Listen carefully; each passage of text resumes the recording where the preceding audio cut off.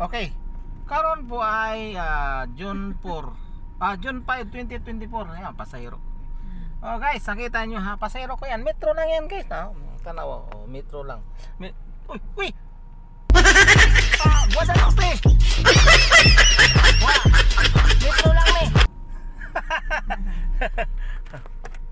Metro lang yan kasi may nangontrata sa kanilang ato eh. Sa ako metro lang.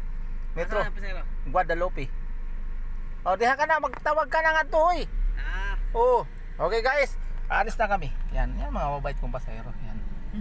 Magang-maga na, ang oras ay 4:36 na ng umaga. Yan. Okay, yan. Ganito lang po talaga ako minsan. Naglalambing.